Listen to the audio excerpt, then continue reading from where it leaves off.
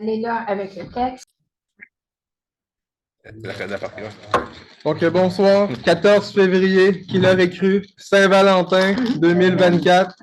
Alors, je suis content qu'on soit ensemble. Je sais que pour quelques-uns, c'est soit l'époux, l'épouse, et soit à la maison où il est peut-être avec Jésus aussi. Mais le point, c'est de vous dire que l'amour parfait que Dieu a pour nous, c'est ce qui nous convient, c'est ce qui nous suffit. Il y a une chanson que je vous chanterai pas maintenant. Et non, je ne la chanterai pas, je me souviens même pas du titre. Mais dans la chanson, voici ce que ça parlait. Ça parlait de l'amour de Dieu. Et ça disait que un petit instant que Jésus nous aime ne pourrait même pas équivaloir 1000 ans d'amour de notre amoureux, amoureuse. Et ça, il faut comme le réaliser. Puis c'est pour ça qu'on doit vraiment chercher à recevoir l'amour de Jésus pour nous. Parce que l'amour qu'il a pour nous, juste une seconde de son amour, c'est plus que n'importe qui pourrait nous aimer dans une vie entière. Alors c'est pour ça que la Saint-Valentin, c'est cool, là, il y a plein de commerciales, mais ultimement, c'est de nous rappeler, d'utiliser ça pour nous ramener à le vrai amour. Dieu est amour. Puis si on peut être satisfait avec cet amour-là, eh bien, on est capable de vivre une vie remplie et qui peut être accompagnée de plein d'autres choses, de la grâce de Dieu. Donc, vous êtes aimés par nous, je pense, chacun les autres, mais aussi par lui. Puis, merci d'être là ce soir. Et on va ouvrir avec un mot de prière. On est dans Marc 12. Ce soir, on va avoir un témoignage aussi. Muriel va nous partager un témoignage de ce qu'elle a vécu récemment. Vous allez voir pourquoi c'est pertinent à partager. Puis on va être dans l'Évangile de Marc, chapitre 12. Puis on va y aller comme la semaine passée, mais je vais peut-être diluer l'aspect d'enseigner vraiment intense. Là. On va comme méditer la parole, on va parler, mais je vais avoir un temps d'activation aussi spirituelle. Vous allez voir, possiblement vous allez vivre une délivrance ce soir, alors qu'on va regarder à Jésus, qui est le miroir par lequel on est supposé se regarder. Puis, dans le fond, je vous donne une petite primeur. C'est si on retrouve quelque chose en Jésus, il faut qu'on le retrouve en nous. Mais si on ne retrouve pas quelque chose dans Jésus, puis qu'on le trouve en nous, il faut que ça sorte.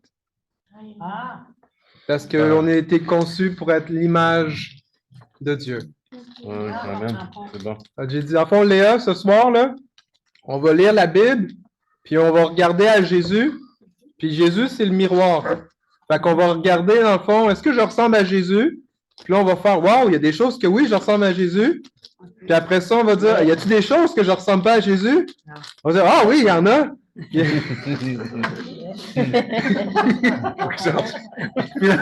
on va adresser ça. Qu'est-ce qu'il y a dans ta sandwich? T'as le fouet. Dans le fond, ma joie, là, elle a comme vraiment starté quand j'ai fait le truc de coude. Là, vous me demandez, mais là, pasteur, t'as-tu la rhume? J'ai dit, ben non. C'est comme si j'ai eu une joie de pouvoir vraiment être là, puis là, la sandwich embarquée. Tout de suite, par le suite. Fait que c'est ça. Fait qu'on va prier. Puis après ça, on va aller pour le reste de la soirée. Seigneur Jésus, merci tellement pour ta présence avec nous. Merci parce que tu nous aimes tellement. Puis c'est un privilège de ce que tu nous révèles, que tu nous aimes. Oh, merci, Père, de déverser ton amour dans nos cœurs par le Saint-Esprit que tu as placé en nous. Comme dans Romains 5,5 que c'est écrit ça, que l'amour de Dieu soit déversé dans nos cœurs par le Saint-Esprit que le Seigneur a placé en nous. Merci, Père, de nous donner des yeux pour voir, des oreilles pour entendre, des cœurs pour croire, puis qu'alors qu'on va regarder à Jésus comme un miroir et qu'on puisse être encouragé de retrouver Jésus au travers de nous, puis que si on trouve des choses qui n'ont pas rapport à ça, qu'on puisse, Seigneur, les faire partir, puis encore plus accueillir Jésus dans nos vies. Alors, merci pour ce soir. Merci de bénir les sandwichs à crème glacée. Merci pour la Saint-Valentin. OK. Donc, cela étant dit, Muriel a un témoignage. Ah. Muriel a eu un songe, un rêve, il y a une percée, il y a quelque chose qui s'est passé. Puis en vous partageant les témoignages, c'est pour stimuler votre foi. Donc, Muriel, parle fort pour qu'on t'entende. D'habitude, j'ai une bonne voix, là. Peut-être enrhumée un peu, mais vous me le direz. Oui, juste avant que je parle du songe que j'ai fait, je vais vous parler du contexte. C'est que le 14 janvier, j'apportais la parole ici, le 14. Puis, dans ma préparation pour la prêche, c'est que j'ai vécu une peur excessive. Ça n'avait pas de bon sens, comment que j'avais beaucoup, beaucoup de peur. Et là, j'étais là, je ne suis pas capable. Puis là, c'était vraiment une panique, là. Quand c'est préparé, après ça, je suis correcte, mais je trouvais que Dieu n'était pas assez vite. Je stressais, puis c'est ça. Puis c'est juste la deuxième fois que j'apportais la parole aussi. Et alors que je vivais ça intensément, puis là, j'étais là, Seigneur, tu sais, je veux t'obéir, mais c'est pas le fun de vivre ce stress-là. Puis en tout cas, je répandais mon cœur devant le Seigneur. Et la veille, Dieu m'a donné un songe. Et il y avait un loup blanc qui était devant moi. Et à une bonne distance, mais il avait l'air tout doux, pas menaçant. Puis il ne me faisait pas peur. J'avais vraiment pas peur. Puis je me souviens, c'est vrai que j'avais 2 instruments des mains, mais il y en a un que je me souviens pas, puis je me suis dit, il n'est pas utile. Mais l'autre, c'était un grand bâton que j'avais. Et le bâton représente l'autorité. Ça fait que le bâton, je l'ai accoté sur la gorge du loup. Et là, il ne bougeait pas, puis je ne bougeais pas. Puis à un moment donné, je me suis aperçu que quand j'accotais le bâton, c'est que là, il rentrait dans son corps. Puis là, bien, il n'était pas content, puis là, il m'a montré ses dents. Et ça, il était vraiment comme agressif, là, vraiment pas content. Mais c'est que là, dans mon songe, c'est que le bâton, il a enfoncé de bord en bord dans son corps. Mais ce qui était vraiment aussi spécial, c'est qu'à l'entour du bâton, il y a un morceau de linge que je porte rouge. Et le tissu, il était à l'entour du bâton alors qu'il rentrait dans son corps. Ça fait que pour moi, puis là, ben c'est ça. Fait que le loup, dans le rêve, j'étais déçue parce qu'il n'était pas mort. Je voulais le voir mort. Mais après ça, j'ai peut-être pas toute la signification encore. Mais là, il y a un homme qui est arrivé puis il a voulu sauver l'animal. Fait qu'il a sauvé mon morceau de tissu, le bâton, je ne sais pas ce qui est arrivé, puis je me suis réveillée. Ça a fini comme ça. Mais là, c'est que ça a tellement été positif, ce rêve-là, c'est que là, le bâton, c'est ça, c'était vraiment, ça représente l'autorité. Et ce que ça l'a fait après ça, ça a été un virement total que j'ai commencé à chanter plein de chants de victoire et le chant que la plupart connaissent, mais je l'ai chanté, puis plus que je le chantais, plus j'étais boostée dans ma foi. Et c'était avec Dieu, nous ferons des exploits, car c'est lui qui écrase l'ennemi. Chantons et crions la victoire, Christ est roi, car Dieu a gagné le combat et libéré son peuple. Sa victoire a vaincu l'ennemi. La terre entière verra qu'avec Dieu, nous ferons des exploits. Amen. Je l'ai chanté. Fait que autant qu'il voulait comme me faire peur ou m'intimider par la peur de ce que j'avais vécu si intensément, c'est que le Seigneur m'a montré que tu n'as pas à craindre. J'ai l'autorité, il est vaincu. Et en tout cas, ça a été le party chez moi. Là, j'ai eu plein de chants de victoire après ça, puis ça allait changer complètement.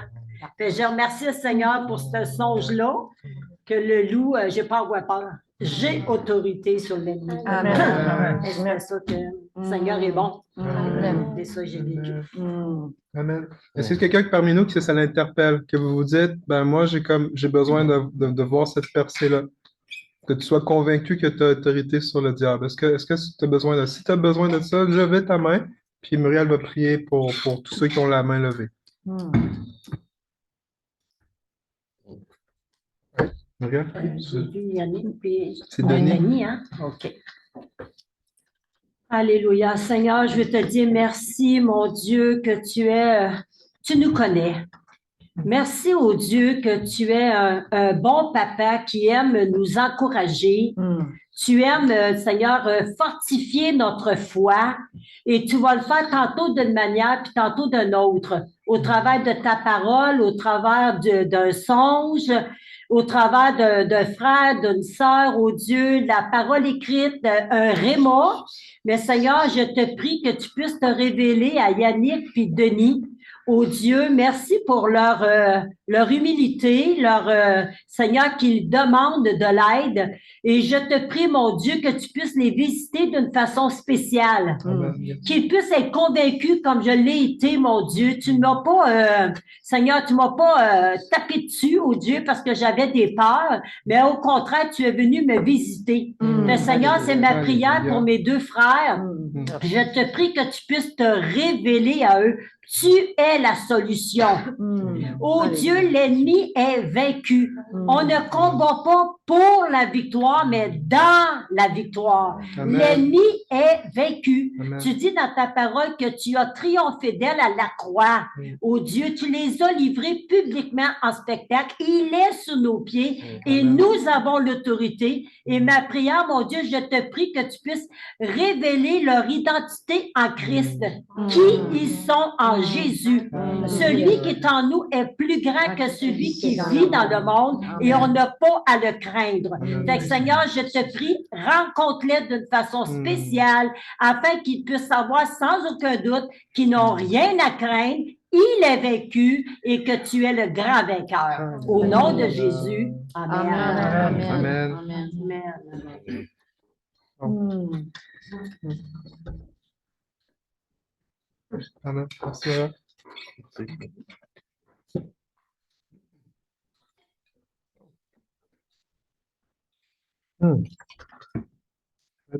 C'est pour ça que notre lecture de l'Évangile de Marc, chapitre 12,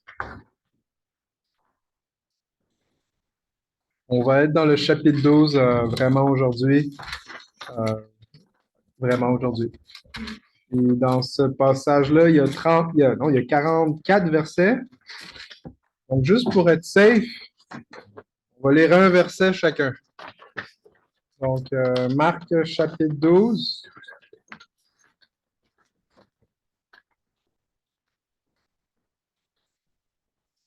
On va commencer en ligne.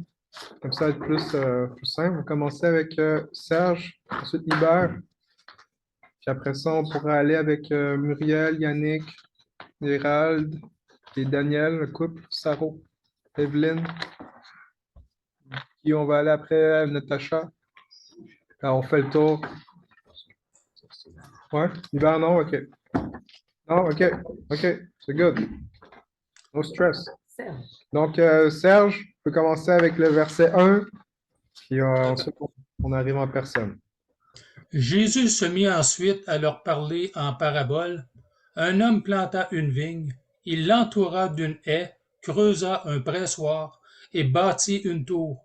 Puis il la ferma à des vignerons et quitta le pays. Au temps de la récolte, il envoya un serviteur vers les vignerons pour recevoir d'eux une part du produit de la vigne. S'étant saisis de lui, ils le battirent et le renvoyèrent à vide. Il envoya de nouveau vers eux un autre serviteur. Ils le frappèrent à la tête et l'outragèrent. Le maître leur envoya un troisième, et celui-là, ils le tuèrent, puis beaucoup d'autres, et ils battirent les uns et tuèrent les autres. Le maître n'a vu que son fils très aimé. Il envoie en dernier vers les vignerons en se disant, ils respecteront mon fils. Et ces vignerons méchants se disent entre eux, c'est lui qui sera le propriétaire plus tard. Venez, tuons-le et la vigne sera à nous. Et il le saisit, et il se saisit de lui et le tua, et le jetèrent hors de la ville. Maintenant, que fera le maître de la vigne?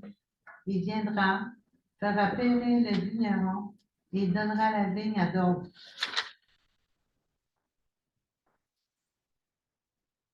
N'avez-vous pas lu cette parole d'Écriture? La pierre qu'on rejetait sur qui bâtissait est devenue la principale de l'âme.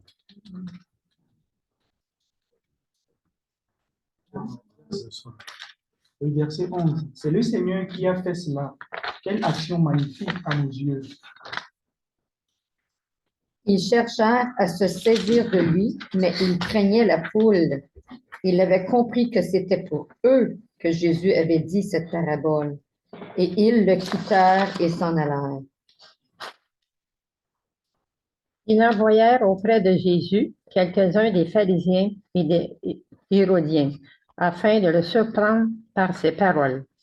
Et ils vinrent lui dire, Maître, nous savons que tu es vrai et que tu ne t'inquiètes de personne, car tu ne regardes pas l'apparence des hommes, et tu enseignes la voie de Dieu selon la vérité. Est-il permis ou non de payer le tribut à César? Devons-nous payer ou ne pas payer? Jésus, connaissant leur hypocrisie, leur répondit, Pourquoi me tentez-vous? Apportez-moi un denier afin que je le voie. En apportèrent un. Et Jésus leur demanda, De qui sont cette effigie et cette inscription? De César, lui répondirent-ils. Ça? Alors il leur dit, Rendez à César ce qui est à César, et à Dieu ce qui est à Dieu. Et ils furent à son égard dans l'étonnement. Les Sadducéens, qui disent qu'il n'y a point de résurrection, vinrent auprès de Jésus et lui firent cette question. Maître, voici ce que Moïse nous a prescrit. Si le frère de quelqu'un meurt et laisse une femme sans avoir d'enfant, son frère épousera sa veuve et succédera une prospérité à son frère. Or, il y avait... Excusez, là, il a changé de poste. Quel c'était ça encore? Verset 20. OK. Or, il y avait 7 frères. Le premier se maria et mourut sans laisser de postérité. Le deuxième a épousé la veuve, lui est décédé, lui aussi, sans avoir eu de descendants. Le troisième a fait de même.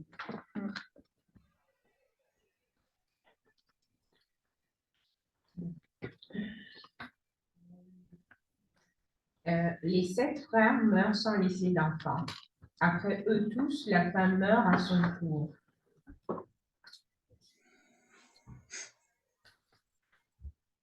Quand les morts se relèveront, elle sera la femme de qui, en effet, chacun des 7 frères a été sans mari. Jésus leur répondit, N'êtes-vous pas dans l'erreur, parce que vous ne comprenez ni les Écritures, ni la puissance de Dieu. Car à la résurrection des morts, les hommes ne prendront point de femmes, ni les femmes de mari, mais ils seront comme les anges dans les cieux. Pour ce qui est de la résurrection des morts, ne vous pas lu dans le livre de Moïse ce que Dieu lui dit à propos du buisson. Je suis le Dieu d'Abraham, le Dieu d'Isaac et le Dieu de Jacob. Dieu n'est pas le Dieu des morts, mais il est le Dieu des vivants. Donc, vous vous trompez complètement. Un des scribes qui les avait entendus discuter, sachant que Jésus avait bien répondu aux Sadducéens, s'approcha et lui demanda, « Quel est le premier de tous les commandements? » Jésus répondit, voici le premier. Écoutez, Israël, le Seigneur notre Dieu est l'unique Seigneur. Et tu aimeras le Seigneur ton Dieu de tout ton cœur, de toute ton âme, de toute ta pensée et de toute ta force. Voici le second. Tu aimeras ton prochain comme toi-même. Il n'y a pas d'autre commandement plus grand que ceux-là. Le scribe lui dit, bien, maître, tu as dit avec vérité que Dieu est unique et qu'il n'y en a point d'autre que lui. Et que l'aimer de tout son cœur, de toute sa pensée, de toute son âme et de toute sa force, et aimer son prochain comme soi-même, c'est plus que tous les holocaustes et les sacrifices. Jésus, voyant qu'il avait répondu avec intelligence, lui dit, tu n'es pas loin du royaume de Dieu, et personne n'osa plus lui proposer des questions. Jésus continua à enseigner dans le temple, dit, comment les scribes disent-ils que le Christ est le fils de David? David lui-même, animé par le Saint-Esprit, a dit, le Seigneur a dit à mon Seigneur, assieds-toi à ma droite jusqu'à ce que je fasse de tes ennemis ton marchepied. Si donc David lui-même appelle le Messie Seigneur, comment celui-ci peut-il être son descendant?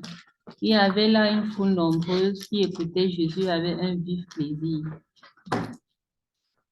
Jésus dit dans son enseignement, attention, ne faites pas comme les maîtres de la loi.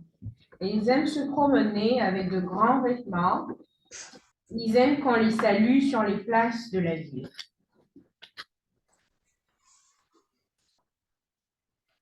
Ils choisissent les premiers sièges dans les maisons de prière et les premières places dans les grands repas. Qui dévorent les maisons des veuves et qui font pour l'apparence de longues prières. Ils seront jugés plus sévèrement. Jésus s'était assis vis-à-vis du trône, regardait comment la foule y mettait de l'argent. Plusieurs riches mettaient beaucoup. Il vient aussi aux pauvres veuves. Elle y mit 2 petites pièces, faisant un corps dessus. Alors Jésus appelle ses disciples et leur dit, je vous le dis, c'est la vérité. Cette veuve pauvre a donné plus que vous tous. Car tous ont mis de leur surplus, mais elle a mis de son nécessaire, tout ce qu'elle possédait, tout ce qu'elle avait pour vivre. Amen. Amen. Merci Seigneur pour ta parole. Merci Jésus parce que nous avons la Bible pour pouvoir lire ce qui s'est passé dans ces échanges-là quand tu étais sur terre. Je te demande, Père, donne-nous l'esprit de sagesse et révélation à la connaissance de Dieu pour qu'on puisse réaliser que le Jésus qu'on voit, qu'on lit, c'est le même Jésus avec nous, le même Jésus en nous. Merci pour ce soir. Amen. Amen. Donc, je vais vous attirer votre attention à partir du verset 13. On va être dans le combat spirituel 2 si vous êtes dans vos notes, mais ça correspond au verset 13 à 17. Les versets 13 à 17, puis ensuite on ira de passage en passage selon ce qu'on aura à voir ensemble ce soir. Fait que je veux juste pouvoir plus le relire, puis faire soulever certaines choses, puis qu'on puisse avoir cette même portion. Qu'est-ce que ça nous dit de Jésus? Mais ce soir, on va aussi dire qu'est-ce que ça nous dit des gens qui parlent avec Jésus. Donc, voici, versets 13 à 17, je vous lis. Ils envoyèrent auprès de Jésus quelques-uns des pharisiens et des hérodiens, afin de le surprendre par ses propres paroles. Et ils vinrent lui dire, « Maître, nous savons que tu es vrai et que tu ne t'inquiètes de personne, car tu ne regardes pas à l'apparence des hommes et tu enseignes la voie de Dieu selon la vérité. Est-il permis ou non de payer le tribut à César?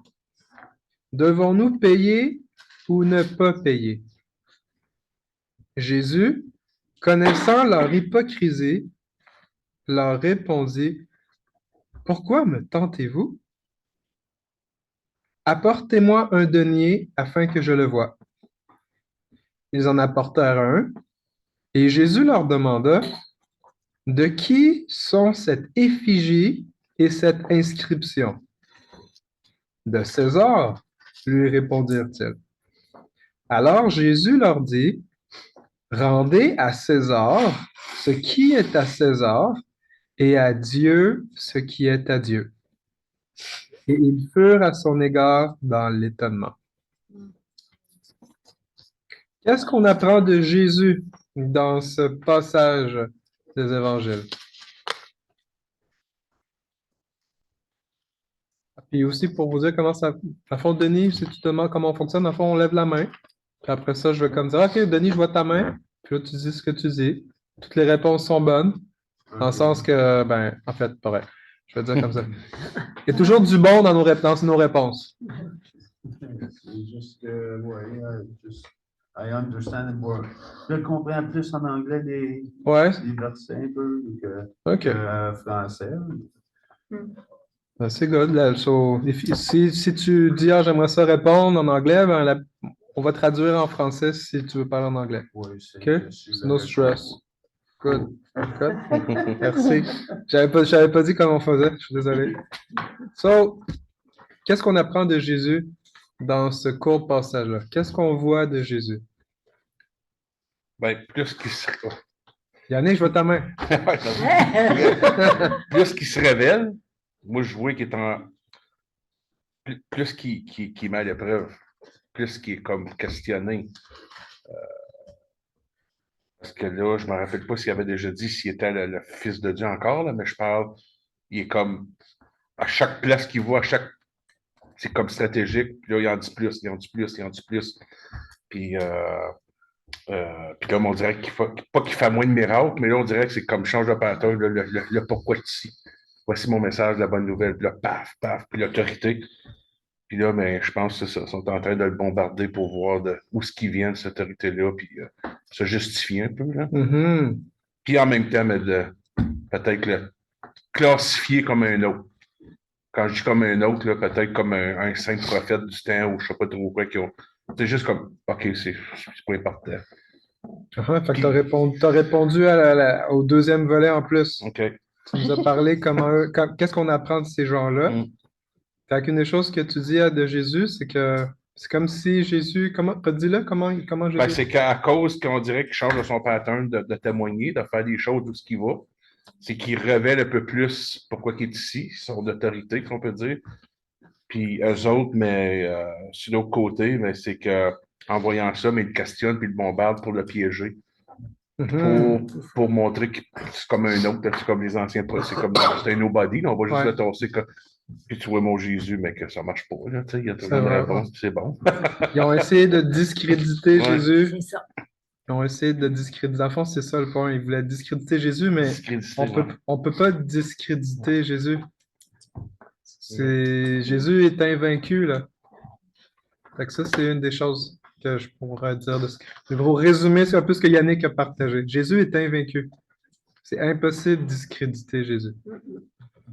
C'est impossible. Impossible. Dieu n'a jamais perdu une bataille. Ouais. J'ai vu des mains, mais je vais juste voir, Murette, as-tu levé ta main tantôt? Ben, c'est ça, le verset. Après ça, j'ai vu Serge, après ça, j'ai vu Claude, après j'ai vu Daniel.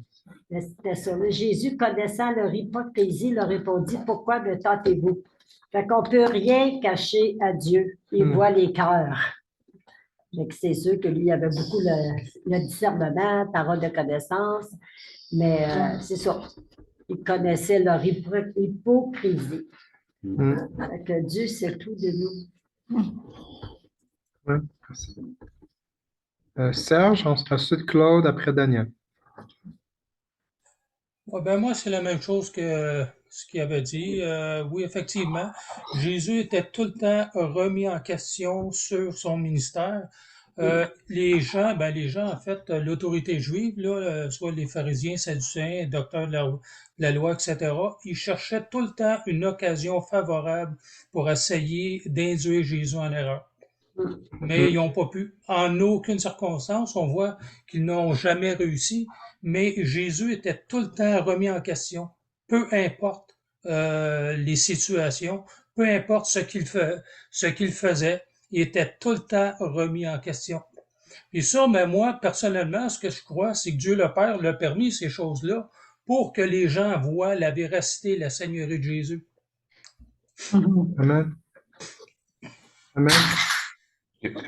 Littéralement, Jésus faisait, il disait qu'est-ce qu'il voyait le Père faire. Donc, c'est tout ce qu'on voit Jésus faire puis vivre, c'est parce que Dieu voulait qu'il vive comme ça, puis c'est un très bon point. Je pense qu'on pourrait le mettre si je le mets en image, c'est comme si Jésus serait dans des ténèbres présentement, des ténèbres religieuses. On se souvient le contexte, Jésus est dans le temple. Jésus est dans l'endroit religieux où est-ce qu'on est supposé rencontrer Dieu. Et alors que les gens sont en train, oui, de remettre en question Jésus, on peut pas lire qu'il y a des démons, mais on sait qu'il y en a. On sait qu'il y en a. Pourquoi? Parce qu'on ne combat pas contre la chair et le sang. Et si ces gens-là qui sont là pour Dieu ne reconnaissent pas Dieu, en fond, c'est qui Dieu pour eux? Et ce que je voudrais suggérer, ce serait de dire que là, on voit qu'il y a réellement un setup, comme ce que Serge a dit, pour montrer vraiment la supériorité de Jésus. Vraiment, malgré les experts, Jésus, c'est ça. On ne peut pas être discrédité. Puis ça, c'est supposé générer une confiance en lui. Même toi, tu ne peux pas discréditer Jésus.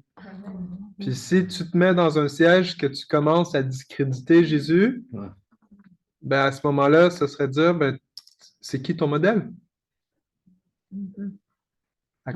Ça, c'est ton étape qui s'en vient après, OK? Donc, j'ai vu la main Claude, il y a Claude, Daniel, j'avais vu Nicole, puis là, je ne savais pas si Natacha ou Frétas. Claude, Daniel. On voit que Jésus a été tenté. Il dit, pourquoi me tentez-vous? Jésus a été tenté, mais sans péché. Comme il était tenté quand il était dans le désert aussi par le diable. Mais là, il est tenté par eux. Mais il faut dire que Jésus, lui aussi, il connaît la tentation sans péché. Et sans péché. Il connaît toute la tentation, mais Jésus a connu ça aussi. Amen.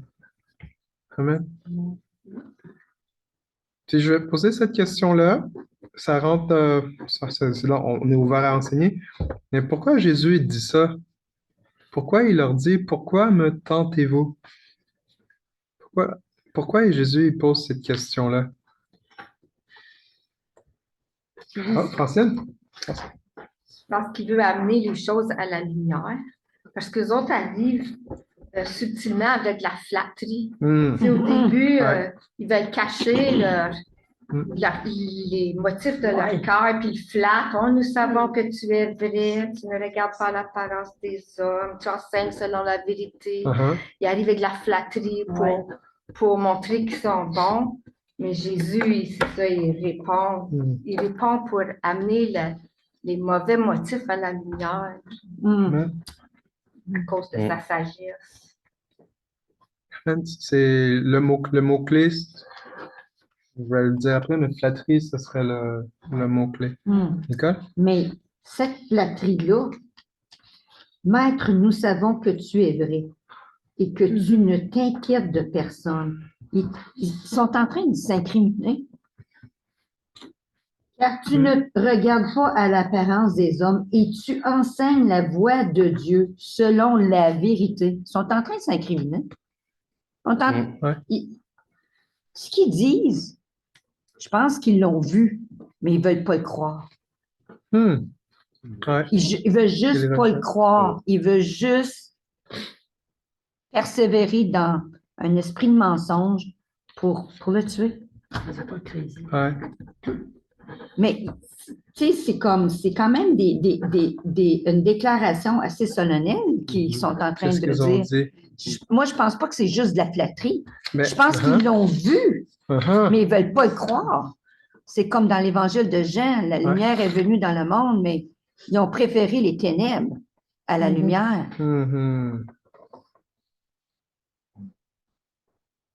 C'est de persévérer dans le mensonge, dans vouloir mal faire. Tout ça, c'est vrai. Tout ça, c'est vrai. Puis voici pourquoi je vais dire comme ça, c'est que c'est possible de voir Jésus, mais sans le connaître. C'est possible de voir, wow, Jésus, t'es un gars qui fait vraiment des miracles, mais en même temps, c'est possible de dire, ben, il fait pas, comme c'est pas vrai qu'il fait des miracles. C'est comme si dans les proverbes, j'ai sorti des proverbes que je vais vous lire par rapport à la flatterie, mais une des expressions que j'avais appris, je vais vous lire ça, c'était que la flatterie vient des lèvres, mais l'appréciation vient du cœur. L'appréciation vient du cœur. La flatterie, ça vient des lèvres. Et ça, c'est un aspect où tu peux dire des mêmes choses. Même, je vais vous pousser ça, c'est que les pharisiens et les hérodiens, on sait qu'ils n'ont jamais cru en Jésus. Ils n'ont jamais cru, ils n'étaient pas capables. Jésus a essayé de les aider plein de fois, puis ben, ils l'ont tué. Okay? Ça n'a pas marché pour toute la gang. Mais je veux dire, la flatterie vient des lèvres. Oh wow, c'est beau le chandail que tu portes. Ben, ça va être vrai, là. C'est vrai! Je pourrais faire ça. Ben oui, puis même, j'ai vu que tu as rafraîchi, tu as fait le beigne, le canot, tout. C'est pour vous. Comme c'est fresh, là. Right. Ça te fait comme. Puis là, mettons, je parle avec mon cœur. C'est comme j'apprécie. C'est comme vraiment, wow, ça te fait bien. C'est genre, ça te rafraîchit, c'est cool.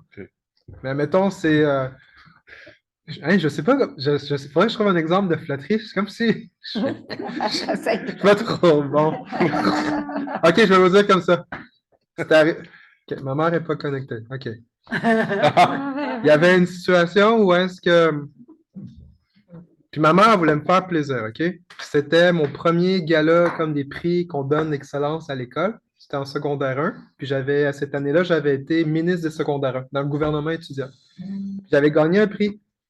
Puis dans le fond, ma mère, elle s'était mise sur son 40 000. C'était vraiment comme chic, chic, chic, chic, chic. Mais tellement chic que moi, ça m'a genre. Maman, tu t'en vas où comme... OK, puis maman, vraiment, elle a été blessée. Elle a vraiment été... J'avais 12-13 ans, OK? Fait que j'avais encore besoin d'être corrigé. J'ai encore besoin d'être corrigé, d'ailleurs. Mais voici le point, c'était si j'ai tellement été honnête que ben c'était blessant. Mais ça aurait été de dire, admettons, à ma mère, ah, mamie, ta robe te fait super bien, mais que je le pense pas vraiment. Ouais, ça, c'est. Que ça, je vraiment aller loin pour sortir ça, là, mais c'est à peu près ça. C'est comme dans mon cœur, c'est pas vraiment ça. Fait que c'est possible de dire la chose gentille, mais dans le cœur, que c'est pas ça. Puis ça, c'est de la flatterie. Puis voici des proverbes qui en parlent. Proverbe 28, verset 23. Alors, je vais vous le lire. Vous pouvez tourner à votre Bible aussi, là, si vous voulez, mais je vais vous les shooter 28, 23. Ça dit, celui qui reprend les autres trouve ensuite plus de faveur que celui dont la langue est flatteuse.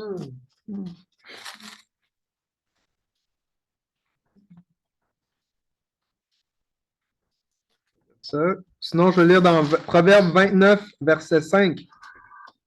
Un homme qui flatte son prochain tend un filet sous ses pieds.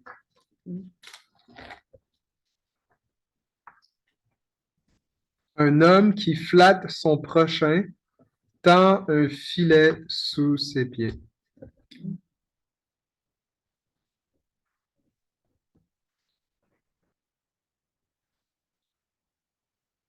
il y a peut-être un dernier, Proverbe 26, 24.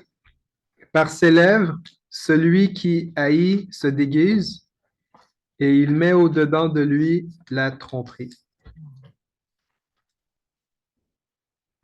Ah, j'en ai d'autres. J'en ai un autre. Proverbe 10, 18. Proverbe 10, 18. Celui qui dissimule la haine a des lèvres menteuses, et celui qui répand la calomnie est un insensé. Puis un petit dernier.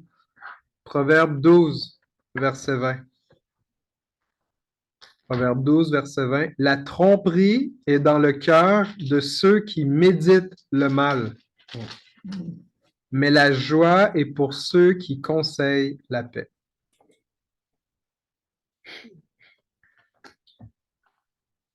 Donc, ce qu'on est en train de voir présentement, c'est qu'on est en train de voir que Jésus est en train d'être Jésus, mais il y a ces gens-là qui sont en présence de Jésus, puis qui sont en train de flatter celui qui voit leur cœur. Parce qu'ils ont des motifs. Parce que si tu ne reçois pas Jésus, mais ça te parle, ça parle qu'est-ce qui est dans ton cœur. Parce que si tu ne reçois pas Dieu, ben, le problème, c'est pas Jésus, c'est pas Dieu, là. C'est l'autre, parce qu'il est vérité, il est vie, il est le créateur. Et c'est là que si on réfléchit à ça présentement, quand on est dans le temple, où est-ce qu'on est, puis l'esprit religieux, là, qui est un démon, c'est un esprit anti-Christ, anti-l'onction du Saint-Esprit, c'est qu'au lieu d'être dans la vérité, l'esprit religieux va t'encourager à être dans l'apparence.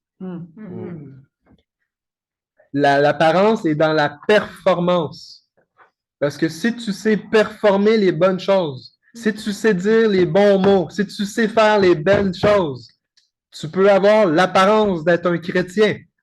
Mais voici le problème avec l'esprit religieux, c'est que l'apparence est trompeuse. Et celui qui ne se fie pas à l'apparence de personne, ben Jésus, il voit le cœur. Et c'est pour ça qu'il faut vraiment être conscient. Est-ce que, comme Jésus, je suis capable de reconnaître l'hypocrisie quand on me flatte? Ça, c'est une des choses. Ou est-ce que plutôt, ça m'arrive de prendre la voie des pharisiens hérodiens et pour différents motifs, que des fois, on n'est pas conscient des motifs dans nos cœurs, qu'on peut utiliser la flatterie pour son bien personnel et non pas pour l'autre. Aller chercher que ça notre besoin. Ça serait un motif. La voix de Jésus va penser à Jésus en premier. C'est pas à propos de nous, c'est à propos de Jésus. Puis après ça, ça va chercher le bien du plus grand nombre, le bien des autres. Mais l'esprit religieux ou cet aspect-là d'hypocrisie religieuse, c'est que je veux faire les choses au nom de Dieu, au nom de Jésus, mais en fait, je le fais pour moi. Et ça, c'est une des choses que Jésus veut nous délivrer ce soir. Natacha, ta main? Ah, attends. D'abord, il y avait Daniel. Il y avait Nicole. En fait, Nicole avait-tu dit son... Oui. Nicole, Daniel, puis on était Frétas, Natacha, puis là, vous avez... Ouais. Bien, je suis un peu redondante après ce que tu as dit. Parce que moi, j'avais lu qu'ils envoyèrent auprès de Jésus les pharisiens et les hérodiens, donc l'élite. Qu'est-ce qui était considéré comme l'élite? Il était bien paré, puis il parlait bien. Donc, moi, j'ai dit ça, c'est les avocats du diable. Puis, juste pour le faire trébucher. Puis, c'était leur manière à eux de faire ça, parce que les gens donnaient beaucoup de valeur à ces gens-là dans le temps, comme, tu sais, dans certaines choses. Fait que je te dis, je suis redondante, là.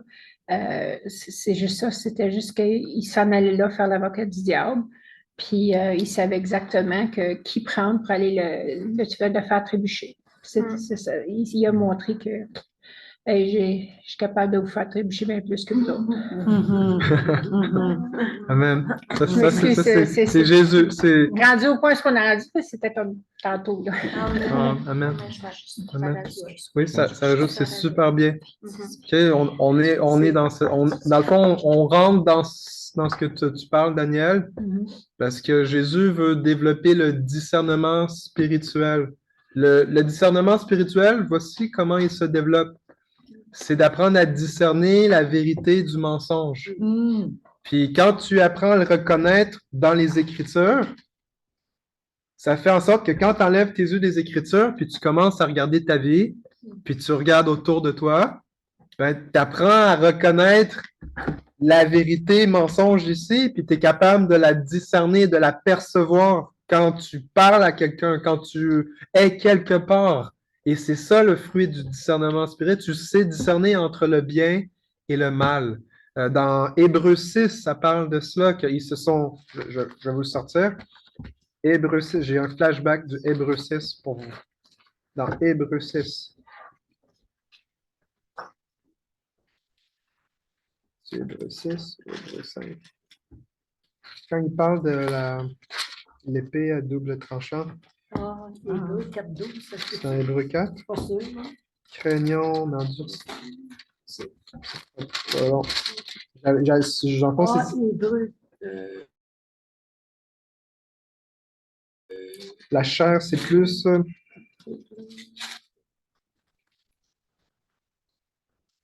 Je le cherche présentement parce que je crois que c'est important à le déclarer dans ce qu'on fait ce soir. Je n'avais pas préparé, c'est vraiment venu spontanément quand je parlais dans ma tête. Et séparer Joël et c'est ça? Oui, c'est dans ce passage-là. 4.12. 4.12? Ah, c'est ça. Ouais. La parole de Dieu est vivante et efficace, c'est ça. Plus tranchant qu'une épée quelconque. Car la parole est Ouais. plus tranchante. 4.12. Oui, esprit, jointure et voile. Ah, dans le fond, oui, ça c'est l'effet de la parole de Dieu. Puis je viens de trouver le que je voulais. C'est dans 5. Hébreux 5? Oui, Hébreux 5, les versets 13, 14. Hébreux 5. 13, chapitre 5, verset 13, 14. Là, ça parle que vous êtes devenus lents à comprendre, vous serez peut-être des maîtres. Là, or, quiconque en est au lait n'a pas l'expérience de la parole de justice, car il est un enfant. Mais la nourriture solide est pour les hommes faits, pour ceux dont le jugement est exercé par l'usage à discerner ce qui est bien et ce qui est mal. Hébreux 5, quoi? Dans le fond, verset 13, 14. 13, 14. Hébreux 5, 13, 14. Donc, le jugement, c'est quelque chose qu'il faut développer. L'homme mature, le croyant mature, a exercé à reconnaître le bien du mal, à discerner. Puis quand on veut savoir comment on apprend, c'est Jésus le critère. Donc, quand on met l'accent sur, OK, qui est Jésus? Qu'est-ce qu'on apprend de Jésus? Puis en même temps, tu regardes, OK, comment les gens dans la Bible, ils sont en présence de Jésus? Eh bien, ça va faire l'effet de la parole de Dieu qui va commencer à séparer en toi les os de la moelle. Ça va vraiment tracer une ligne pour que tu réalises qu'est-ce qui est bien, qu'est-ce qui est mal, qu'est-ce qui est Christ, qu'est-ce qui est anti-Christ. Donc, c'est ça. La délivrance spirituelle, je l'amènerais même comme ça. C'est l'effet d'apprendre à reconnaître Jésus et à m'assurer que tout ce que j'ai en moi, tout ce que je cherche, se trouve en lui. Puis si ce n'est pas en lui, motivé par lui, ben ça vient être il y a un contraste qui se fait entre Jésus et qu'est-ce qui n'est pas Jésus. Et ça, c'est exercer à développer le discernement, le jugement. C'est pour ça la nourriture solide pour les hommes faits, pour ceux dont le jugement est exercé par l'usage à discerner ce qui est bien et ce qui est mal. Je vais juste écrire la référence là. Je savais pas ça. Hébreu. Est-ce que quelqu'un veut faire du pouce par rapport à ça? Ben, moi, c'est... Oui, il y avait Natacha. Okay. Il y avait Natacha. Puis, ouais. C'est juste par rapport à ce que j'ai dit. Oui. Deux choses. Dimanche, j'ai été délivrée dans le sens que le discernement des esprits, pour moi, avant, c'était juste « Ah, celui-là, il n'est pas bon. Ah, je cherchais le mauvais au lieu de me concentrer sur chercher Jésus en quelqu'un. » C'était vraiment, ça a fait juste un truc. Ça m'a fait la délivrance, quoi. Donc, quand je vois quelqu'un, parce qu'avant, ce que ça faisait, c'est la peur que ça m'apportait, parce que je cherchais juste le mal dans les personnes. Mais maintenant, c'est Jésus que je cherche, et ensuite, je fais la comparaison.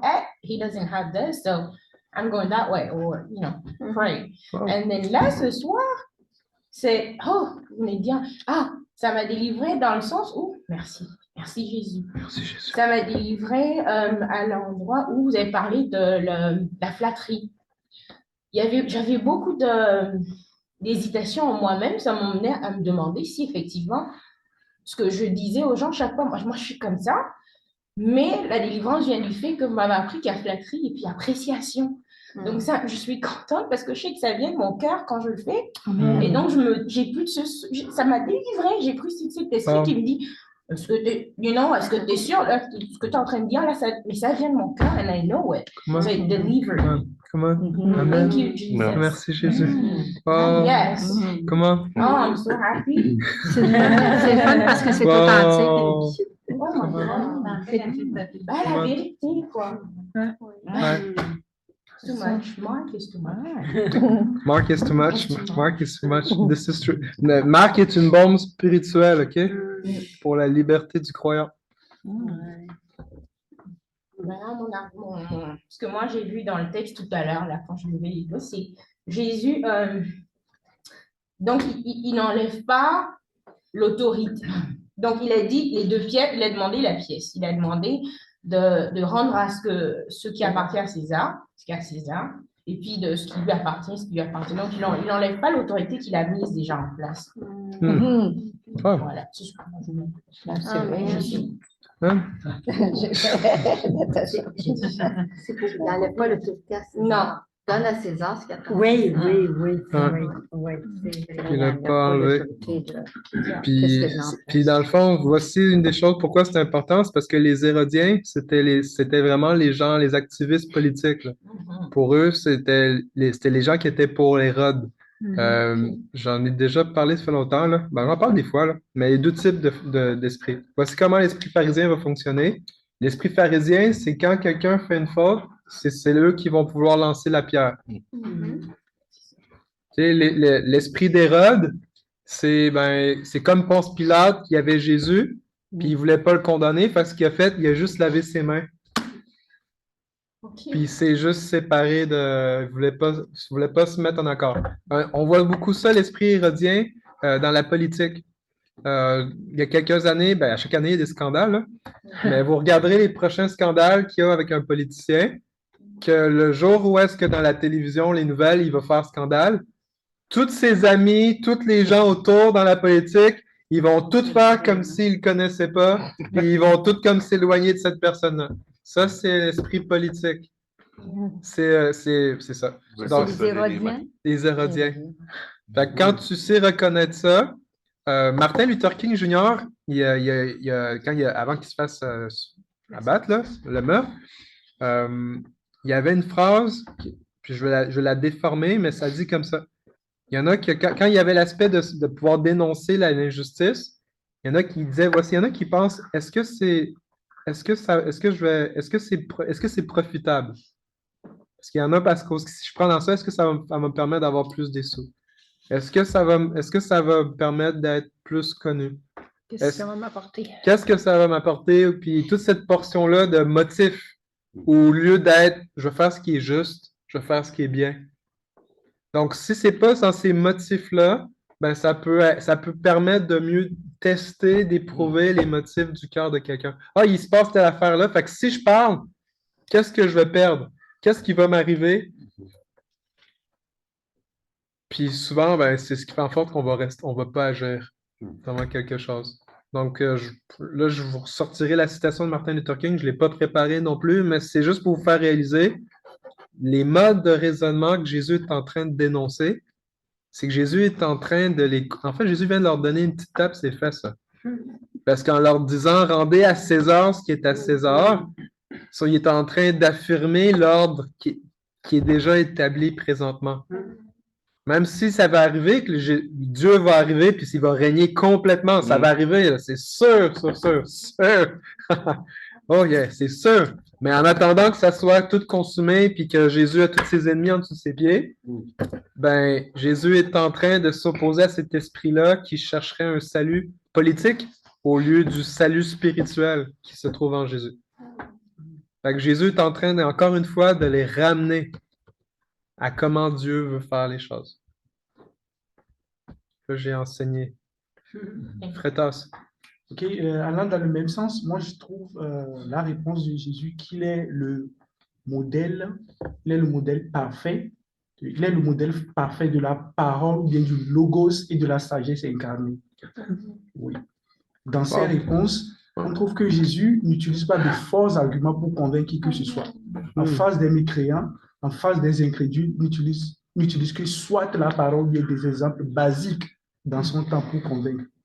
Alors, c'est une preuve pour nous d'être convaincus qu'il est le modèle parfait du logos, de la parole incarnée, et puis de la sagesse dont il répond aux questions.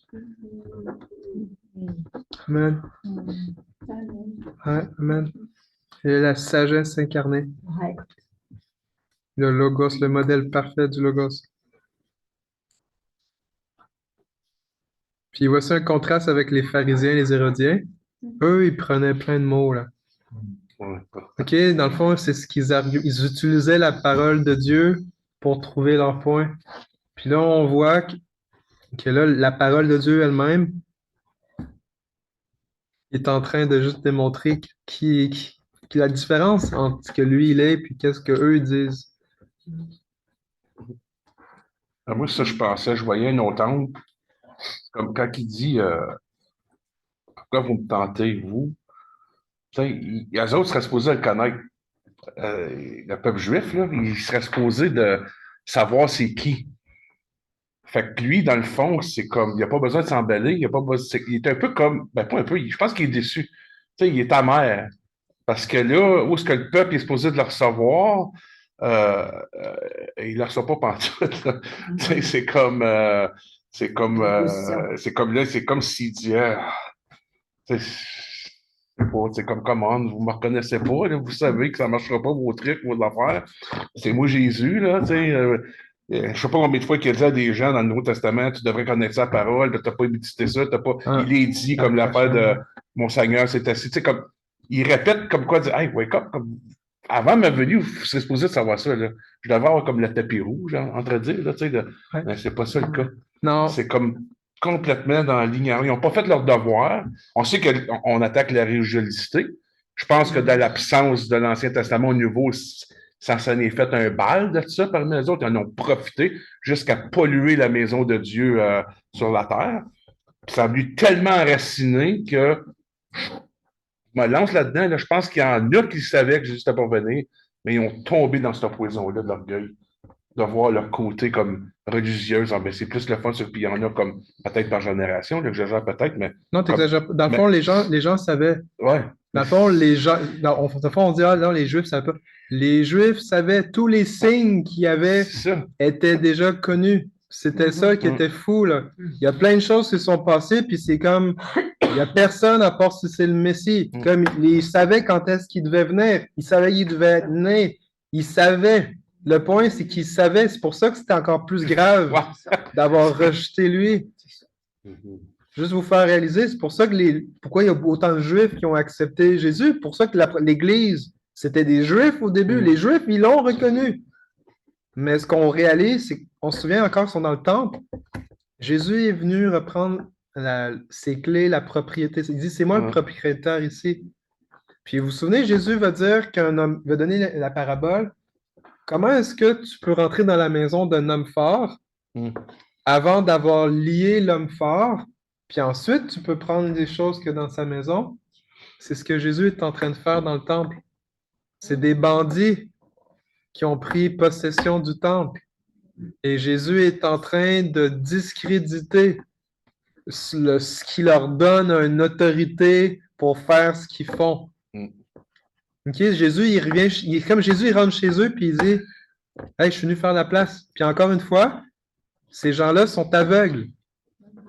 Ils n'arrivent pas à voir Jésus. Parce que s'ils arrivaient à voir Jésus,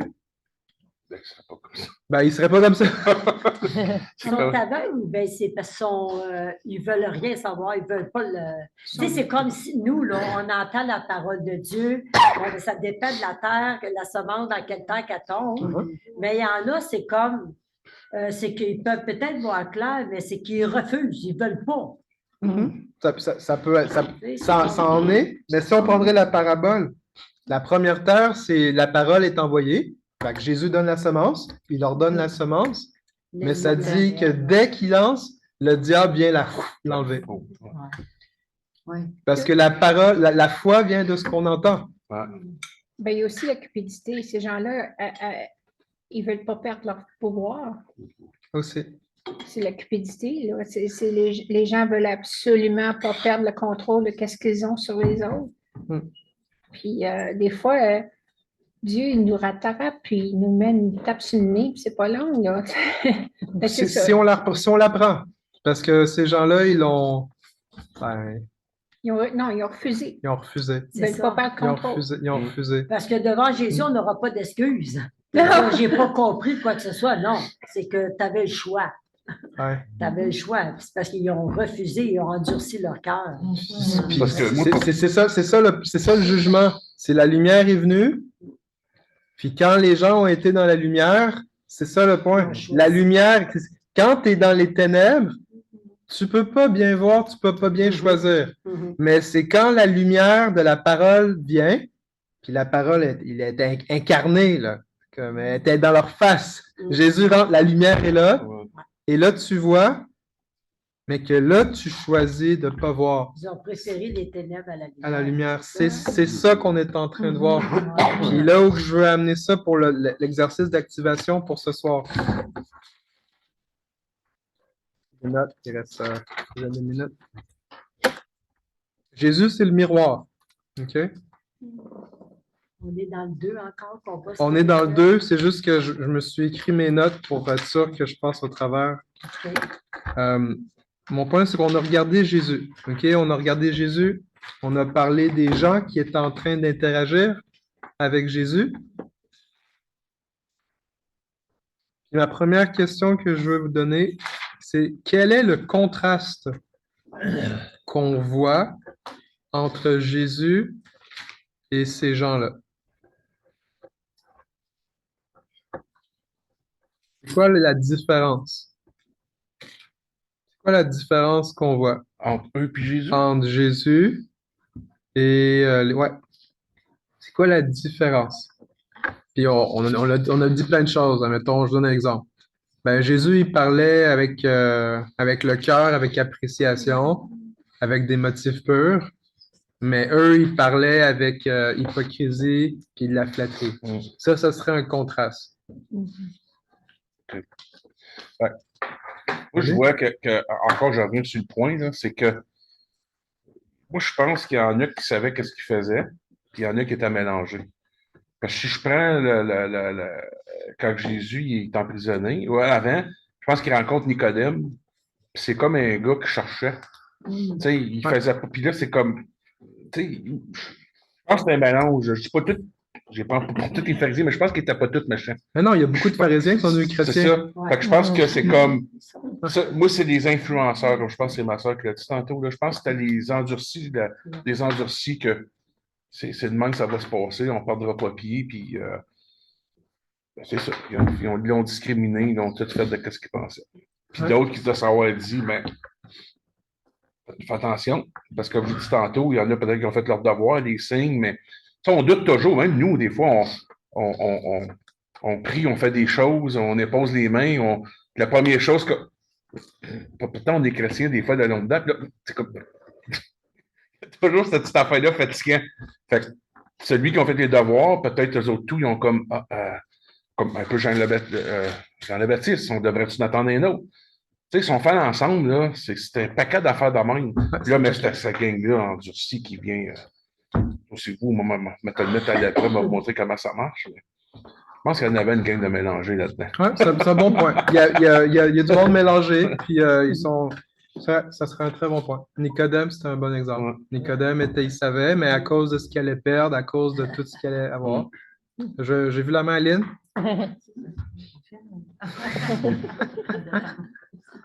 Bon, vous avez posé la question, quel est le contraste entre Jésus et ces gens-là? Oui. Moi, ce que je vois depuis je vous ai tous écoutés, mais ce que je vois qui ressort que je ressens le plus de ce qu'on vient de lire, qu'on a partagé, c'est comment Jésus est bon. Jésus, là, il sait qu'il pose une question pour le piéger. Les autres, ils ont de la méchanceté dans le cœur. Mais lui, il est bon. Je vais répondre à votre question. Tu sais, vous voulez le tenter, tu sais, bien clair. Mais moi, je vais vous répondre avec le bien. C'est toujours c'est comme ça que je vois Jésus. C'est toujours la bonté, la bienveillance, répondre avec le bien. C'est bien comment il répond. Il n'y a aucune méchanceté dans ses paroles. Aucune, jamais. Dieu n'est jamais méchant. Il n'y a aucune trace de méchanceté en Dieu. Puis s'il n'y en a aucune, il n'y en a aucune dans Jésus. La différence, c'est le bon et la méchanceté. Jésus, il est bon. Les autres, ils ont un cœur méchant. Ils essaient toujours de le piéger, de faire du mal. Mais Jésus, le mal n'est pas en lui. Pas le mal en Jésus. Il n'y a aucun mal en Jésus. Aucun. Fait que ça, c'est un très beau contraste entre Jésus et ces gens-là. J'ai vu également Daniel après Claude. Comme disait Muriel, à 15, Jésus connaissait leur hypocrisie. Qu'est-ce que Jésus ne sait pas? Tu sais, c'est comme le Google de son temps, là. Qu'est-ce que Jésus ne sait pas? Il sait ton cœur, il sait ta vie, il sait tout. Fait que je trouve ça comme drôle. Moi, ça m'a fait rire parce que là, lui, il les a vus venir comme un char d'assaut. Voyons donc. Il a dû, dans sa tête, ça a dû être marrant, là, tu sais. C'était comme, wow, regarde-les venir. Nous sommes un petit papé, là. On va jouer. Mais c'est vraiment, là, moi, j'ai trouvé ça comique, le 15, là. Jésus connaissant leur hypocrisie. Comment veux-tu cacher à Jésus ce que tu veux faire? Pensez-y. Moi, en tout cas, c'est là où j'ai arrêté. C'est un bon point à arrêter. Tania. Claude? Oui, moi, la contradiction, le contraste entre les Lysiens et Jésus, c'est qu'eux autres, ils s'attendaient, ils parlaient du royaume terrestre, qu'est-ce qu'ils vivaient présentement. Ils étaient sous l'Empire romain, tout ça. Puis quand Jésus, ils s'attendaient que Jésus soit le libérateur de l'emprise des Romains. Les autres, ils étaient concentrés dans ce qu'ils vivaient, ils étaient sous la domination romaine. Qu'est-ce qu'ils voulaient leur parler, c'est du royaume de Dieu. C'est ça la contradiction, c'est eux autres qui étaient sur le royaume, qu'est-ce qu'ils vivaient présentement sur terre. Et Jésus voulait leur parler du royaume invisible, le royaume de Dieu. C'est pour ça qu'ils l'ont rejeté. C'est un très bon contraste. Un très bon contraste. Jésus était centré sur ces choses invisibles. Et eux, ils étaient en train de se concentrer sur des choses visibles. Les choses visibles sont temporaires. Celles qui sont invisibles sont éternelles.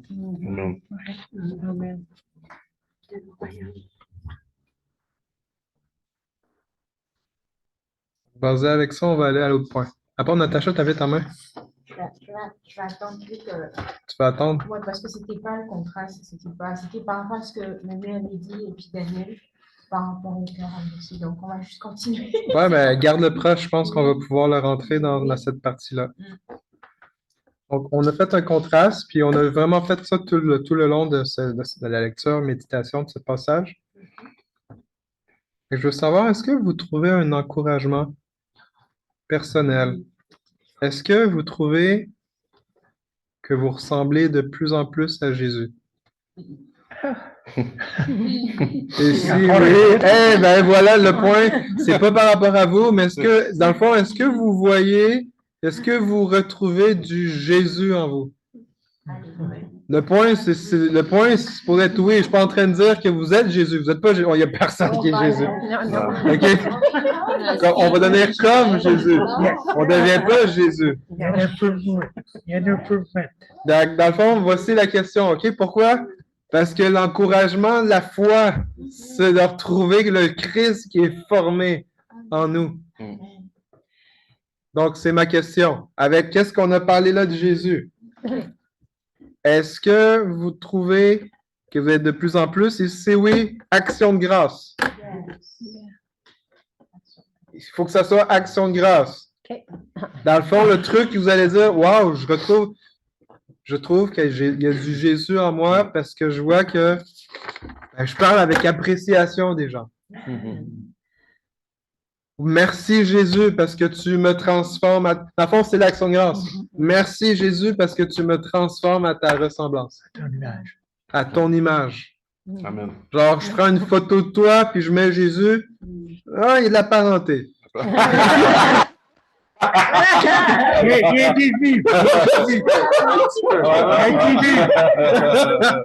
Amen.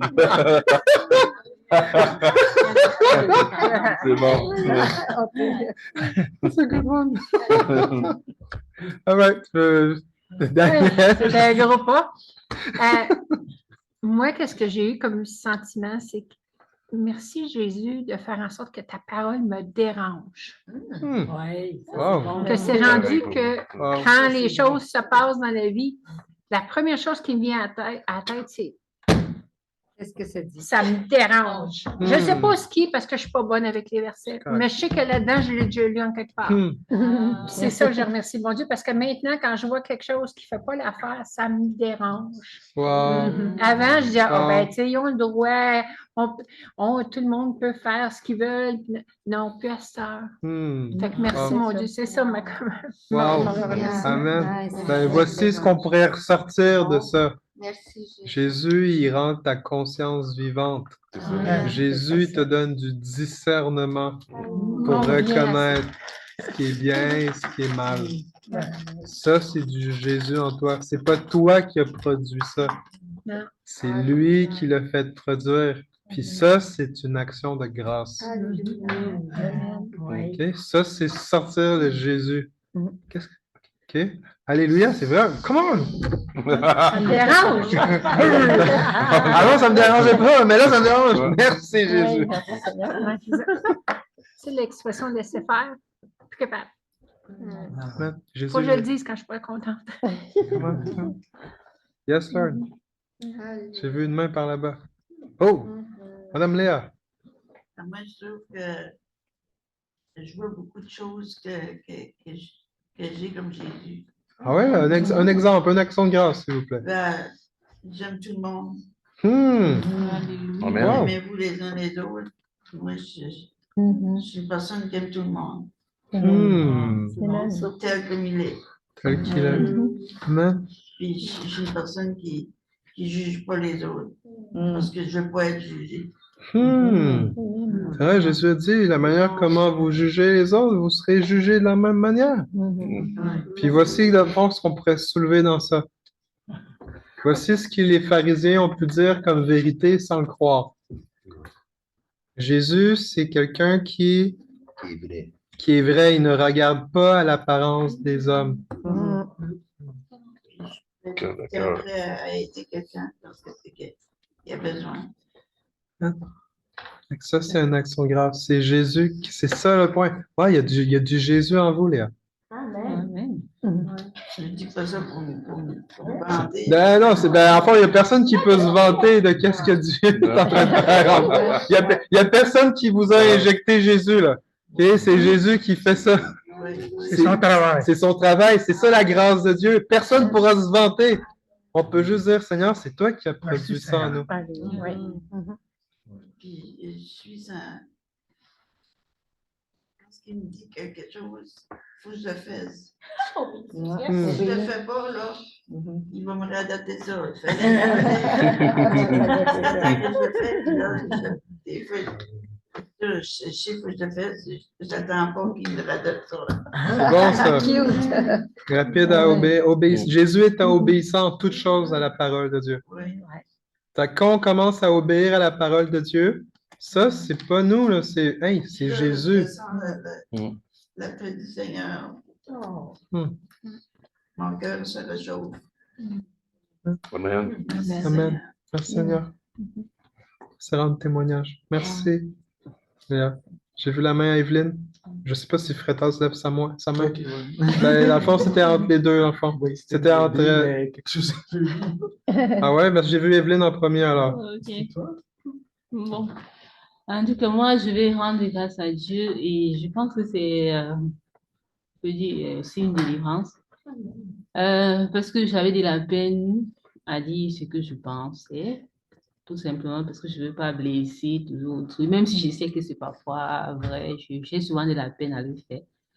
Mais à travers Jésus, j'ai compris que, parce que quand il fallait dire la vérité, Jésus ne tenait pas compte des circonstances, de qui que ce soit en face de lui. Il le disait parce qu'il savait qu'il fallait qu'il le dise pour délivrer, pour libérer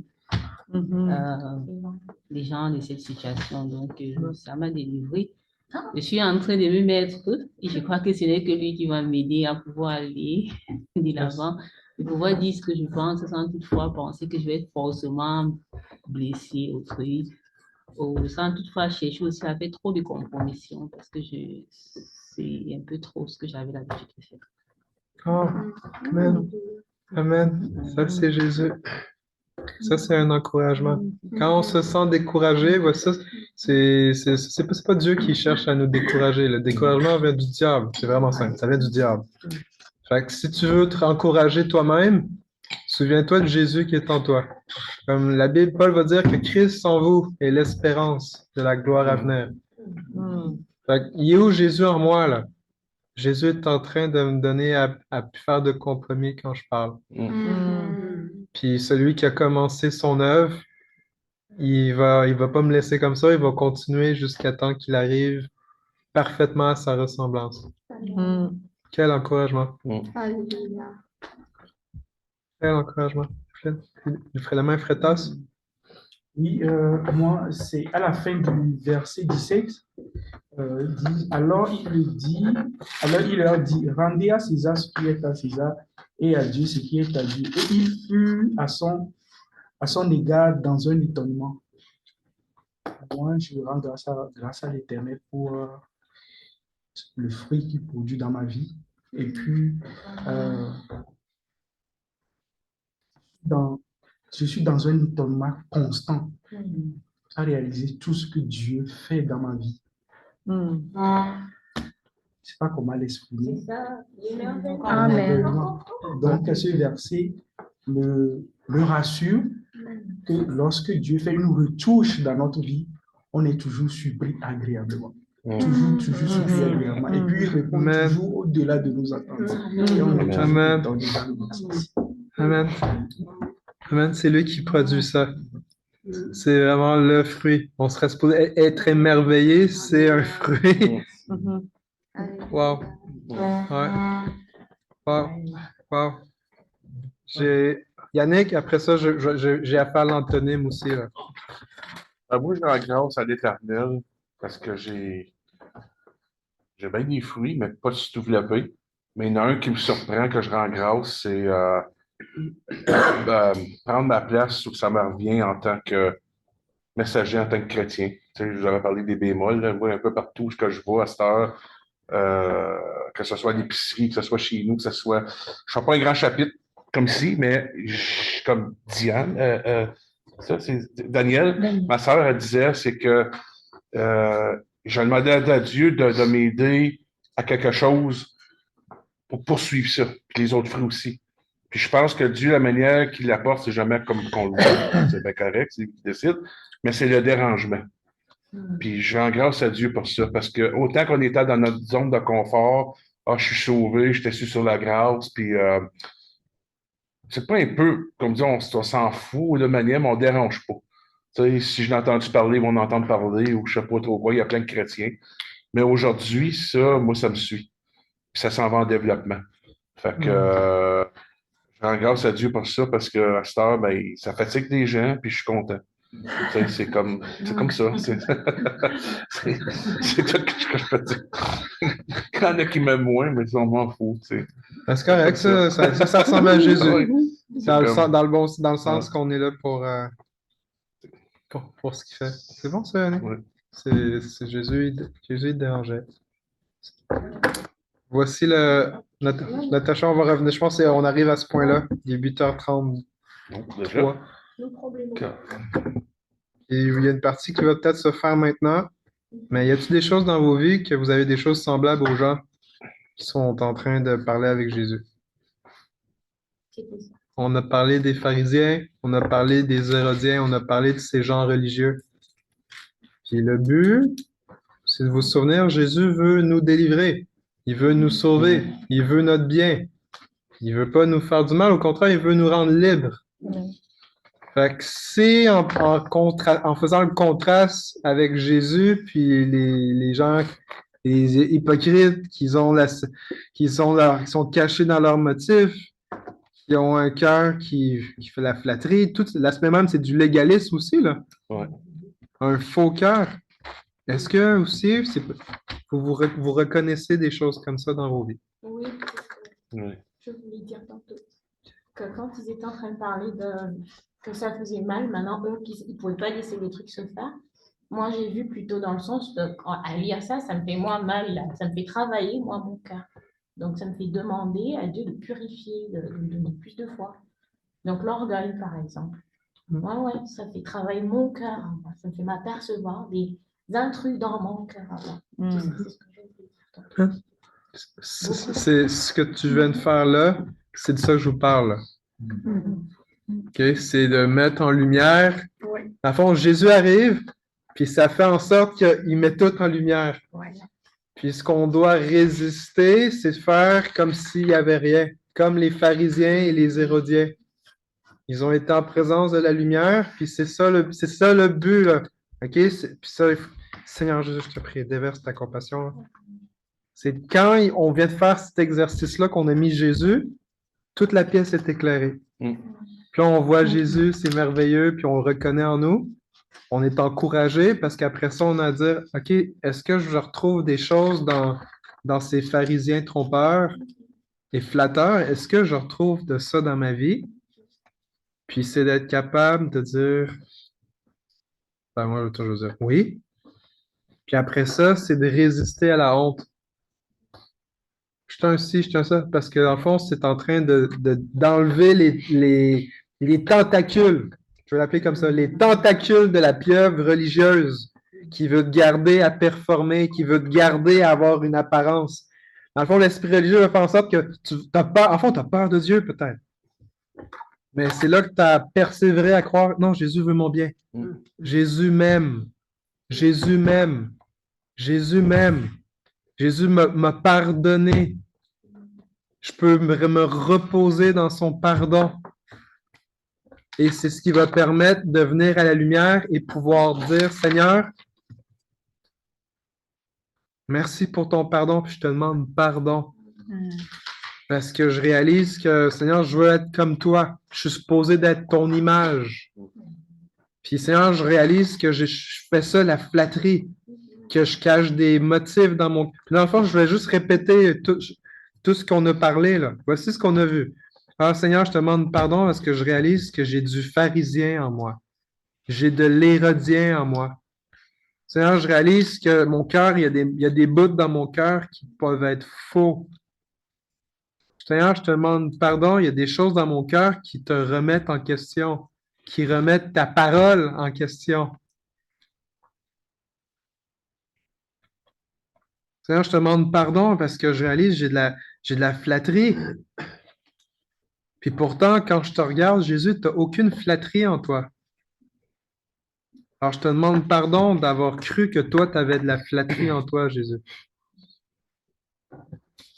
Puis après ça, je vais dans ça, je confesse, Seigneur, je te demande pardon parce que c'est ça que j'ai vu, puis je l'ai ignoré. Puis, la semaine passée, au début de la semaine, en fin de semaine, j'ai eu un truc, c'était ça. J'étais en train de lire la Bible. Donc, ce qu'on est en train de faire là, ça, je le fais chez nous. Puis c'est comme, Seigneur, c'est comme si je n'arrivais pas à trouver Jésus, j'arrivais pas, mon cœur était raide dans ce truc-là. Et là, j'ai fait, Seigneur, je te demande pardon. Je n'avais pas réalisé. C'est pas tout mon cœur qui est pharisien.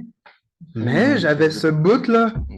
Seigneur, je te demande pardon parce que je me mets dans ta lumière, Puis au lieu de me laisser venir à toi, Seigneur, je réalise, je ne viens pas à toi. Puis alors que je l'ai confessé, puis je me posais la question, pourquoi est-ce que je ne suis pas capable de te porter en face de moi? Seigneur, parce que je veux pas. Voici ce que j'ai confessé. J'ai confessé dans le Seigneur parce que dans le fond, c'est comme si je veux pas que tu viennes me sauver. J'ai confessé dans le fond, c'est parce que je veux rester dans ce truc-là. C'est ça que je suis arrivé à confesser. Parce que Jésus veut toujours me sauver. Il veut toujours me délivrer. Il veut toujours mon bien. Donc, alors que je suis dans cet espace-là, Seigneur, je réalise que j'ai cette flatterie-là. Que des fois, Seigneur, je vais, au lieu de donner une appréciation pure et parfaite, je vais essayer de, je sais pas, whatever. Puis Seigneur, je te demande pardon. Puis je me repens de la flatterie. Je me repens de l'hypocrisie. Seigneur, je renonce à ce qui n'est pas en toi. Seigneur, il n'y a pas d'hypocrisie en toi. Il n'y a pas de flatterie en toi. Donc, je refuse cela dans ma vie au nom de Jésus. Et Seigneur, je reçois l'appréciation que tu as dans ton cœur. Je reçois ton cœur avec des motifs purs. Seigneur, je dis oui à la vérité, je dis non au mensonge. Puis après ça, quand il y a des esprits, je vais briser l'esprit de crainte des hommes, l'esprit de religieux, et je chasse au nom de Jésus. Puis je demande au Saint-Esprit de me remplir. Donc, le but de lire comme un passage, comme on l'a fait, ça nous donne Jésus comme point de départ, lui qu'on est supposé d'être la même image. On est supposé d'être transformé à l'image de Jésus. On va trouver des choses de Jésus. Puis ça, c'est tout s'entendre ça. Jésus, l'image de Jésus en nous, ça nous encourage. Puis on se souvient ce qui a commencé en nous, il poursuit. Et là, Seigneur, je veux que tu continues à agir. Seigneur, je veux rester dans ta lumière. Ah oui, je sais quand est-ce que j'ai fait ce temps de prière, à l'intercession la semaine passée. Je vous encourage, c'est une plug pour être là au temps d'intercession. C'est parce qu'il y avait une parole qui avait été dite qu'il fallait de demeurer dans la lumière. Que c'était la volonté de Dieu qu'on priait, c'est Seigneur, on veut demeurer dans la lumière. On ne veut pas aller se mettre dans les ténèbres. Puis on a eu un temps c'était une des révélations, interprétations qu'on a prié, on a intercédé ça pour qu'on puisse demeurer dans la lumière. On n'a pas d'autre place à aller habiter, anyway. Okay? Donc ça, c'est la partie contraire. On retrouve Jésus. Puis après ça, j'étudie des choses semblables à ceux qui ne sont pas comme Jésus dans ma vie. Et je persévère à comme dire, Seigneur, tu m'aimes, puis je te demande pardon, je reçois ton pardon. Puis bref, voici ce qu'on va faire. Je respirais, là. Est-ce qu'il y en a que ça vous parle? Genre à la main levée. Pas besoin de raconter vos trucs, là, mais moi, ça me parle.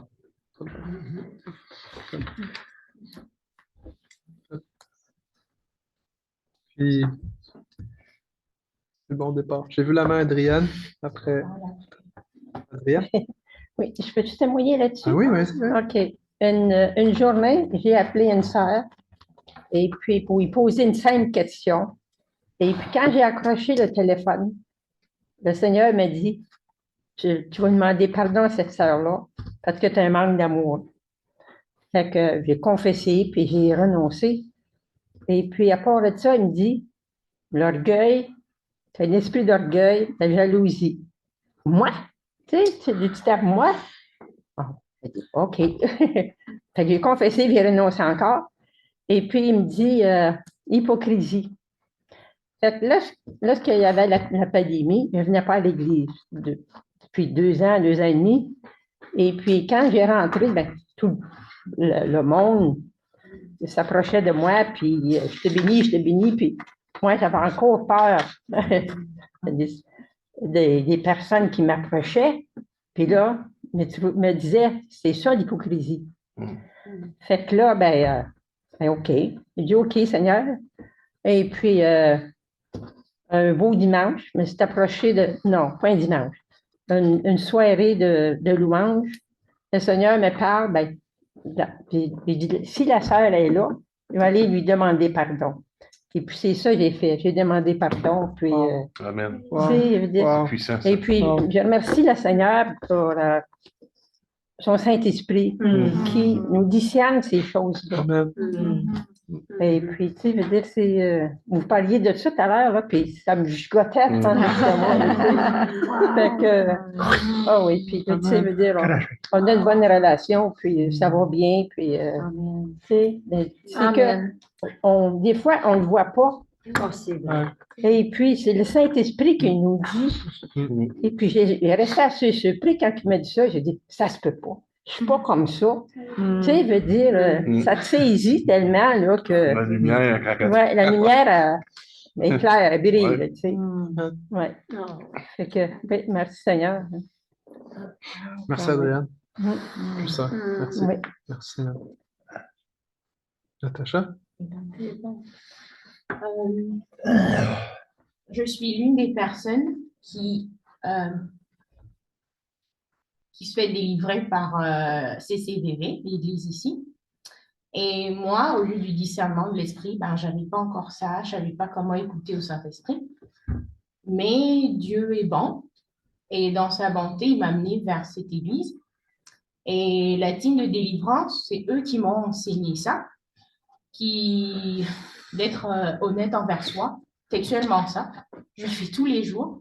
C'est pourquoi j'ai cette possibilité de juste enlever la honte et de le dire. Donc, ça ne vient pas de moi, cette capacité-là de juste dire, de lever ma main quand je dois le lever, c'est tout. Ça vient de la délivrance.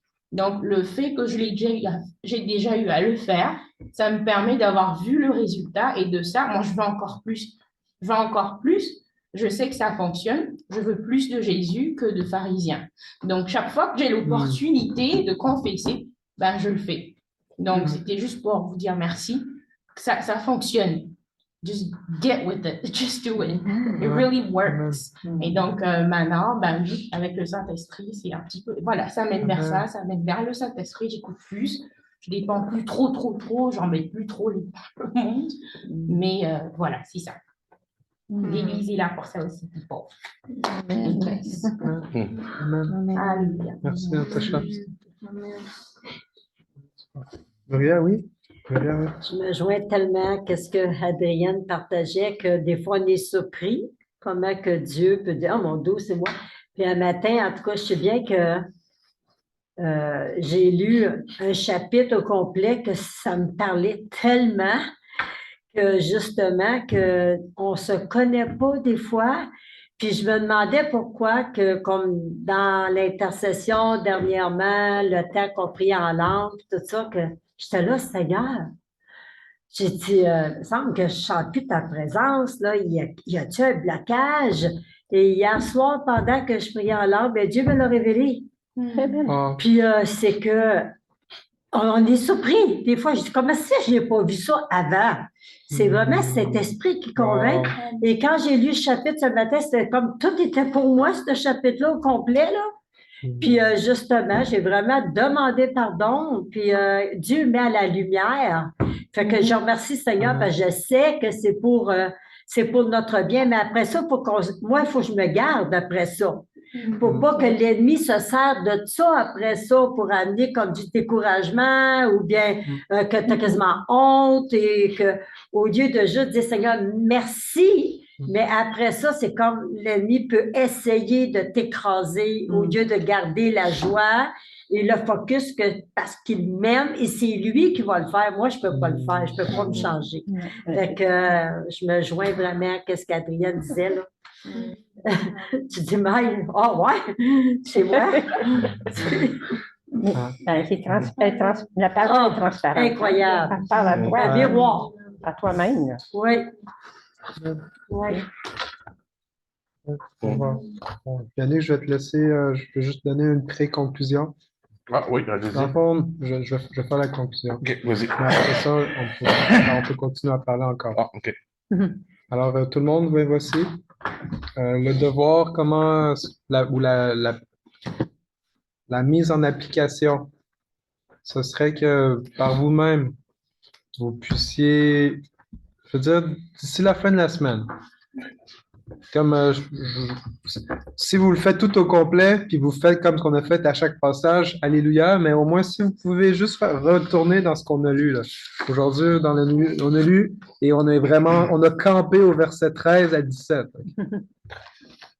Puis vous puissiez retrouver, si vous avez pris des notes, regardez vos notes, mais par vous-même, vous relisez le texte, puis vous essayez de faire la même chose avec le Saint-Esprit. Qu'est-ce que j'apprends de Jésus? Comment il est? Comment Jésus est? Puis ensuite, c'est comment ils sont les autres. Puis de pouvoir prier, Seigneur, montre-moi.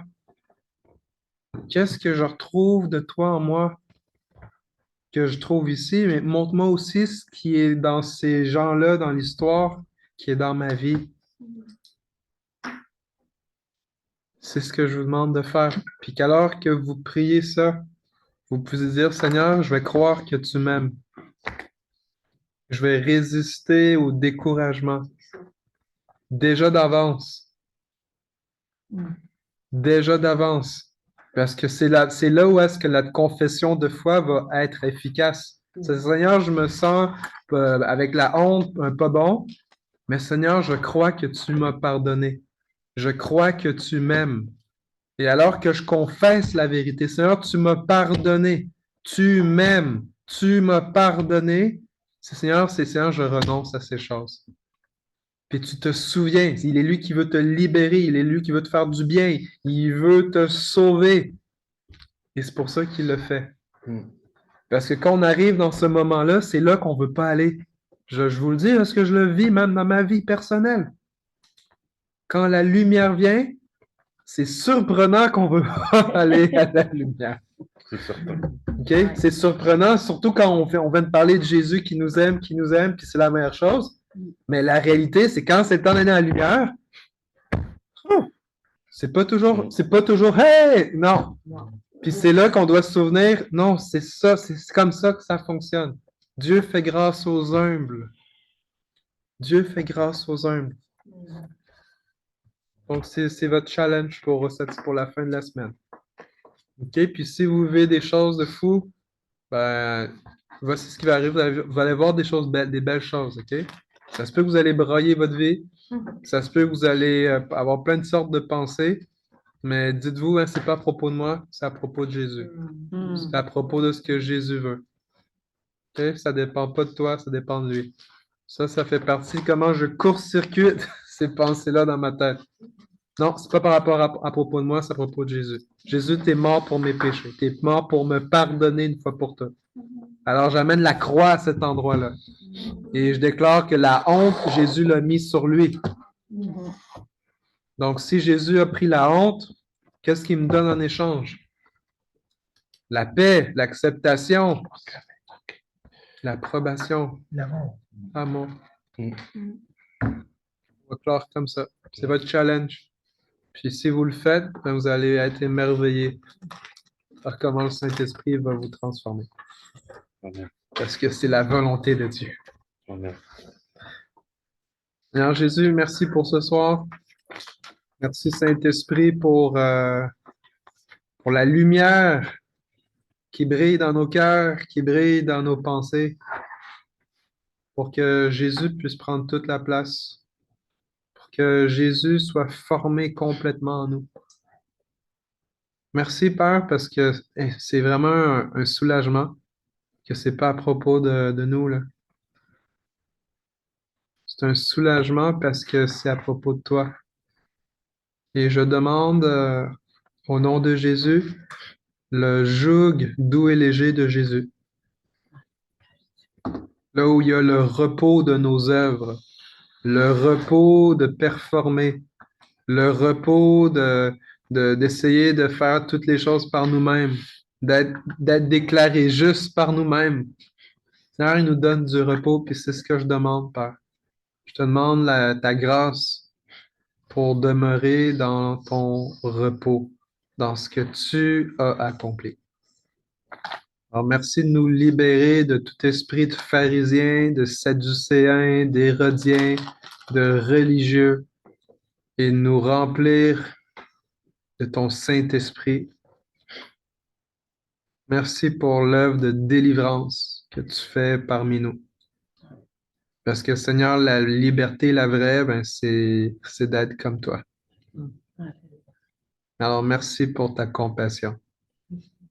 Alléluia. Tu es bon. Tu es bon. Tout ce que tu fais est bon. Merci, Jésus. Amen. Amen. Amen.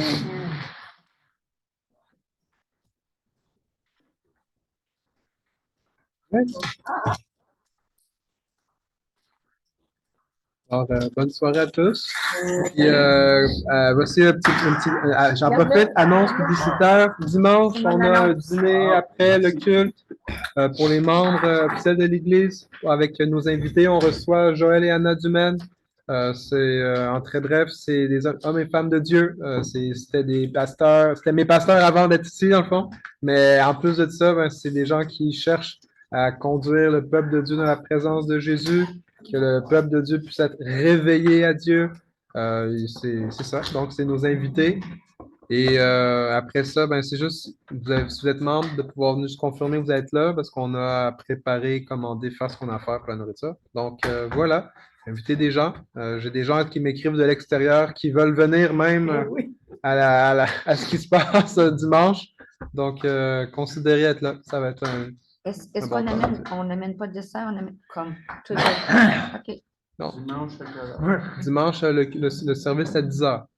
10h. Mais c'est d'arriver vers moins 10, moins 10, moins quart, parce que je vais avoir un peu plus de monde à cause qu'on a de la visite. C'est bon? Merci, Denis, d'être là ce soir. Que Dieu te bénisse.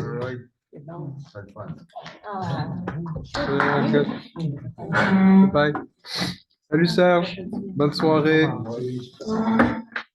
Dieu te bénisse.